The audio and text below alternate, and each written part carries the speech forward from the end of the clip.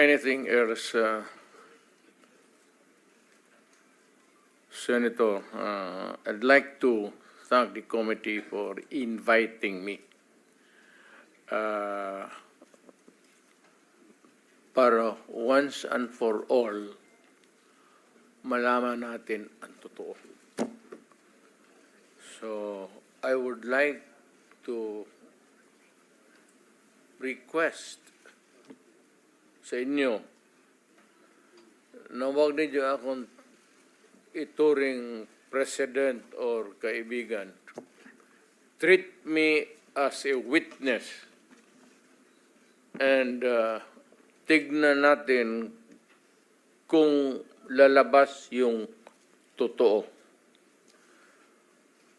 So, with your permission, at maraming salamat po sa inyong lahat for inviting me. I'd like to start.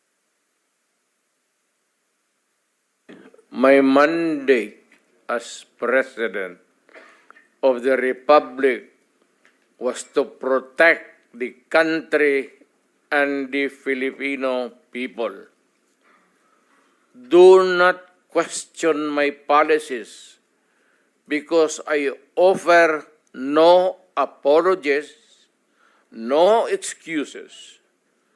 I did what I had to do. And whether you believe it or not, I did it for my country. The war on illegal drugs is not about killing people. It is about protecting the innocent and the defenseless. The war on drugs is about the eradication of illegal substances such as shabu, cocaine, heroin, marijuana, party drugs, and the like, as a menace which ruins people, families, communities, and relationships, and tears apart the social fabric which binds society together in peace, harmony, and brotherhood. It is not unlike slogans which serves as calls for a better future, such as the war on waste, war on corruption, and war against climate change. I have always viewed people addicted to illegal drugs as victims and patients requiring medical help and not as criminals.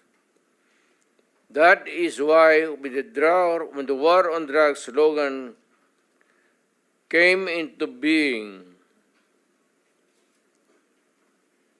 coined first as a message to the people of Davao City to stay away from illegal drugs, but at the same time, I had a drug rehabilitation facility constructed in Davao City, a city government expense, manned by Davao City government doctors, psychiatrists, nurses, and health workers, among others, to look after the complete rehabilitation of those addicted to illegal drugs.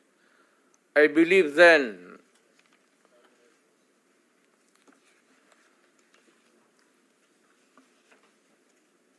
and I still believe now that rehabilitation and not fear of death or incarceration to be the key to the return of the addicted individuals back to the mainstream of a just and forgiving society. But no mistake about it, I hate drugs. I loathe the purveyors, the merchants, and the pushers of this demonizing element. I have not failed to emphasize this from the very day of the campaign when I ran for the presidency in 2016. This was my covenant with the Filipinos who believed in me. And to this day, must still agree with what in government have achieved. It is unfortunate that drug-related crimes are on the rise again. Every day you can read about children being raped, people getting killed and robbed. And just recently, a drug den was raided within the Malacanang complex. This clearly manifests that the purveyors of this menace are back in business.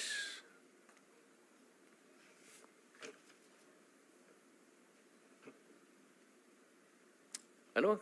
Gawin natin. The Filipinos are anxious and distressed. Self-preservation is still the first law of nature. It is instinct.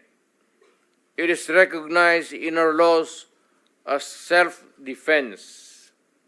That is why I have always told the police authorities and operatives to be mindful of this basic law of nature. However, I tell them not to abuse their authority and power, and hindi ko talaga pinayagan yung abuso ng pulis o sundalo kailanman sa buong buhay ko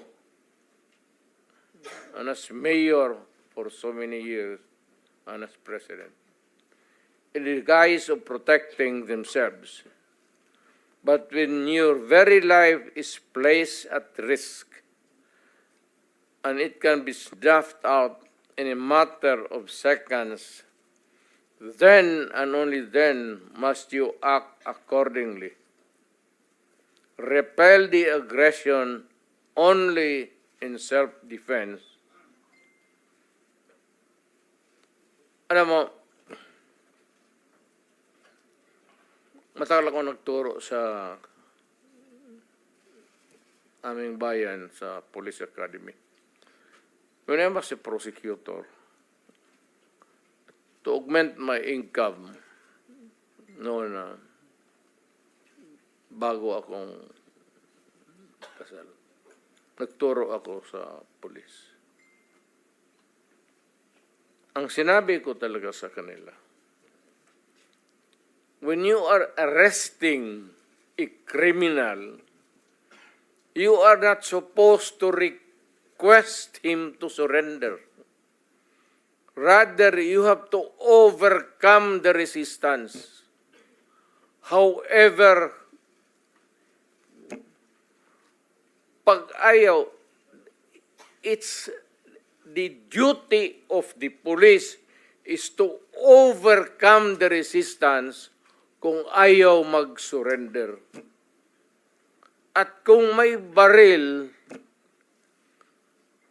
at kung tingin mo, sabi ko sa mga polis doon sa academy, mamamatay ka, barilin mo. Barilin mo sa ulo. Patayin mo at least one less criminal in the community. Yun ang utos ko when I was a fiscal and I was a professor doon sa Police Academy. Yun ang turo ko sa kanila. No quarters given, no quarters asked.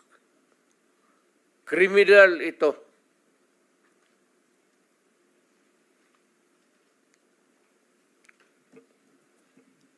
Repel the aggression only in self-defense. Do not make orphans of your children and widows of your wives. I don't want that in my conscience. as mayor and president. Hindi ko mabigat yan sa konsensya ko.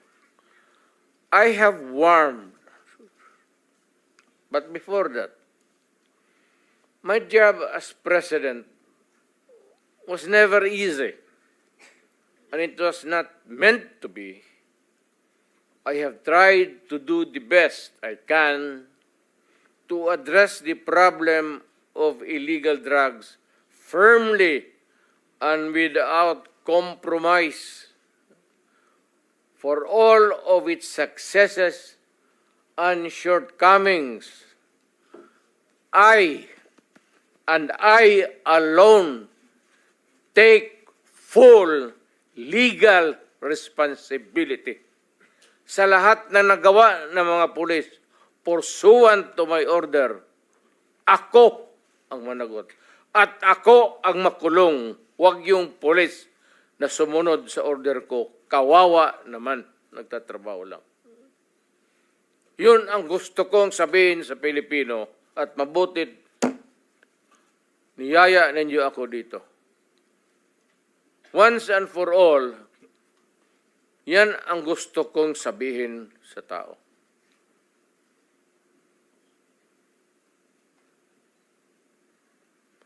I have warned all of you as your president then and as a private citizen now. Drugs will destroy the Filipino. It will destroy my country. And I will never allow it. Baski ako empleyado sa gobyerno o private citizen, I will do what is necessary to protect my country, my community, at yung mga anak natin. This is a matter of principle. At papagkamatayan ko yan. Maraming salamat.